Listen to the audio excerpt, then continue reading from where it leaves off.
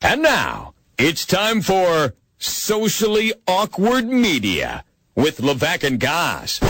Awkward on 104.5 The Team. This is your opportunity to basically take over the show with your little Twitter attacks and your Facebook assaults. What we do is we go out and we check the major accounts at 104.5 The Team on Twitter, at the Jeff Levack, at Tom Goz, 2 Z's on the end. And what you write to us makes its way into this segment. We start with CJ on Twitter. CJ chimes in and writes, Braves are looking for their version of Grandpa Rossi. That's the key to winning it all. And there was spelled wrong, T-H-E-R-E. So that's in reply to them signing both the knuckleballer R.A. Dickey and Bartolo Colon, the old pitchers. We had a field day with that. Does it make sense? Again, David Ross is old, but the Atlanta Braves were so bad last season. Bringing in 2 40-year-old pitchers, is it really making the team's future brighter? Well, I guess his thought is that veteran leadership is going to be there for those youngsters. Because we know the Braves have an amazing farm system because they sucked for so long. Yeah. They're going to turn it around quickly, you would think, with the right people in the right places. These 2 guys haven't really shown too much sign of weakening. I love any pitcher who goes from American League to National League, so R.A. Dickey's knuckleball should be interesting. And then Bartolo Colon. How many times have we pronounced him dead before the season, and all he does is go out and pitch his butt off? Yeah, his rather ample butt. And you would think with guys like R.A. Dickey and Bartolo Colon, they wouldn't last until their 40s. R.A. Dickey is out of its shelf life. He's missing tendons. Right. And Bartolo Colon is fat and out of shape. Hey, watch it. He is. Is he not? He's pretty spry for a fat guy.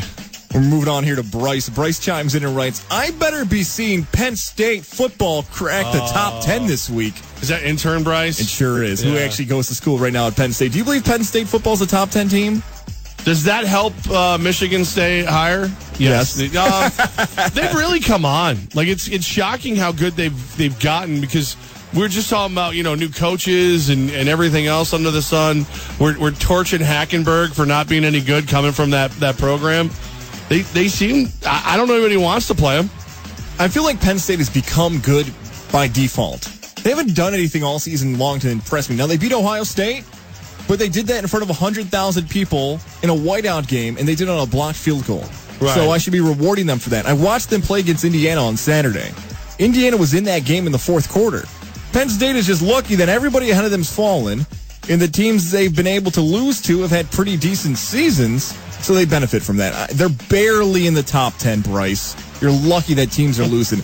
That's what's keeping them in there. So, this weekend I was at UFC 205. Yes. And I was bragging about how good I looked. Actually, Tisha Torres, a UFC female fighter, came up and talked to me and said I thought I worked at MSG.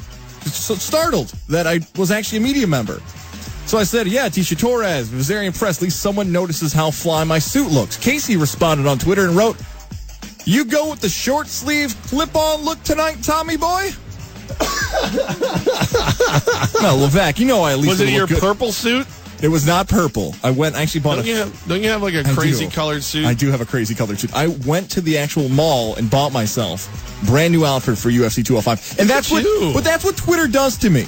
They go out and crush my style. I thought I was the Lady Gaga of this radio station with my style, but that is not the case. Like you wear meat?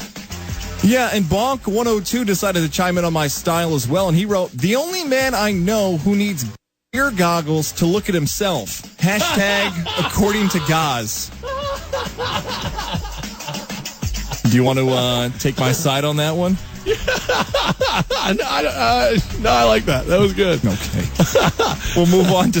Can I sneak one in real quick? I just got one a second ago. Great. The last segment I was talking about going to the doctor because I'm old. So Marcus Norton, since you're old now, I'd be careful around Goz. You know how he feels about older folks. Hashtag Goz hates old people. Oh, no, the trolling continued this week about me. And this one goes to one of our favorite segments all week long. It's our fantasy versus reality segment on Friday where you pick the best 3 bets, investments in the NFL, and I pick the best 3 fantasy plays. I went 2-1 this week. I missed on Lance Kendrick.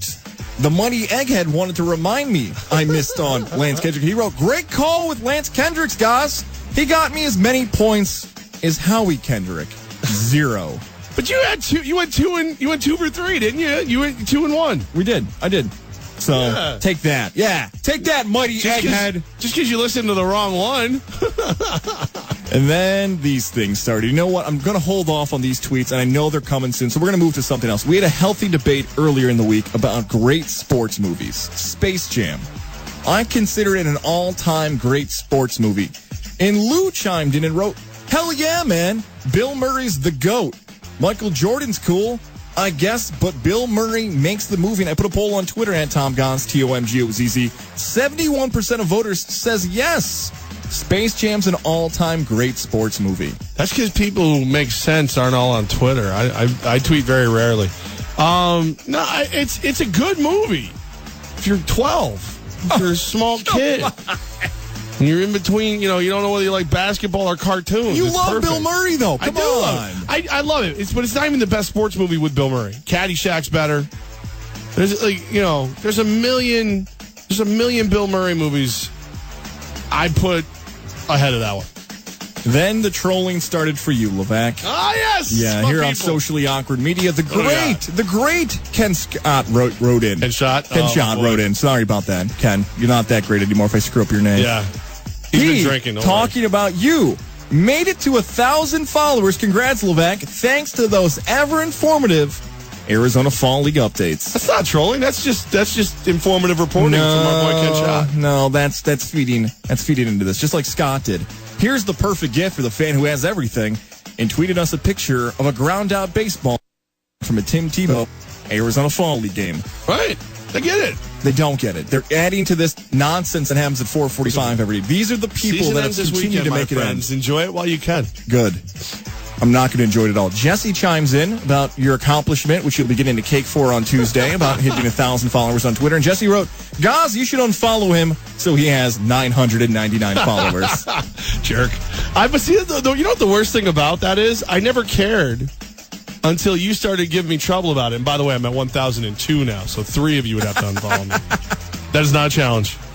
Earlier in the week, you talked about one of the things you did away about certain events. We're talking about sports figures you've modeled yourself after. We're talking about the certain situation involving Notre Dame linebacker, Manti Te'o. When I used to, if you go, I used to post them all the time. If you go far back enough on my Twitter, I would go Manti Te'oing.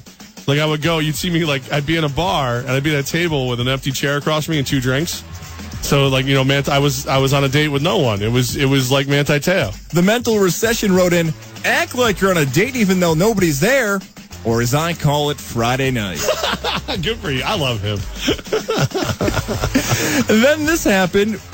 Somehow, some way, NSYNC was referenced on our Monday show. Yeah, because you're all about boy bands. I just brought him up. They had to be brought up. They did not. I brought him up and I tweeted out. You're damn right I named all 5 members of NSYNC with these on air. I know what the ladies of the 90s like. So you'd think a tweet like that would get the attention of the ladies on social media. No, because you have no idea what the ladies like. 13 likes I had on Twitter off that tweet, 9 of which were from dudes. There you go. 1 retweet, luckily from a female. And 5 of them were NSYNC, because they just sit around waiting for someone to notice them. Luckily, that one was a female. We also just got one from Linda that chimes in. She goes, flu shots don't hurt. Come on, guys. #wimps. I've never had a flu shot before. My arm is sore. That's all I'm saying, Linda. And also, Levack, remember how we brought up that cake that you're going to be getting? Because I said to reward you for 1,000 followers. Brian wrote on Twitter, will Levack share the cake, or will he eat it all by himself? I get it, a fat joke. I will share the cake. Anyone who wants cake. I'm not. Look, you give me a steak, I'm not sharing. Cake, I'll share. Eric wrote in, baseball diehards will take what they can get about the Arizona Fall League. I expect coverage of the Caribbean World Series. Please, for the love of God, do not. Let me get to work on that. Here's the thing. We like baseball in the offseason. This has hit a point where it's got to stop. Let me know what Yankee prospects are in the Caribbean World Series, and there's a chance I'll do it. Mr. Proctor, one of our favorites. Colin Kaepernick, Jets quarterback 2017. I love him. He's such a troll. He's evil. I have some of the best arguments with him on yeah, you guys media. do. You guys go back and forth all the time, and I don't think it makes a lot of sense. I think they're going to try to go cheaper, and I don't know if they want to bring in 3 young quarterbacks. Kaepernick's going to have a job next season. He's actually played pretty well for the 49ers. If Chip Kelly's staying, they'll find a way to keep him. Yeah. That's socially awkward media this week. We flew through them. A lot of stuff I didn't even want to get to. Dude, I love it. I love now that that you guys know it's going to happen. I will say one. I just retweeted it. Monty Jennings just sent me. It's the Gridiron Heights, episode 10. The Raiders crashed the AFC Elites. It's very stupid and funny. Very stupid and funny. If socially awkward media could be less about the Arizona Fall League and more about people spelling things wrong and people making Levack and I laugh out loud and getting some interesting sports questions out, we're fine with that. But people have abused their rights. But you know what? We're still going to reward you on Thursdays at 4 o'clock. We are, because we love you. The only reason you say they abuse their rights is they back up the Arizona Fall League. Yeah, that's right. We just got another quick one. Chase Daniel, Jets quarterback, 2017. I don't hate Tom that. That probably makes the most sense, but I don't know what you'd have to give Philly. Chase Daniel was really good in college in Missouri. Missouri almost played in the national championship. He sat behind Drew Brees for a while. There was talk he may have a future in Kansas City. That didn't work out.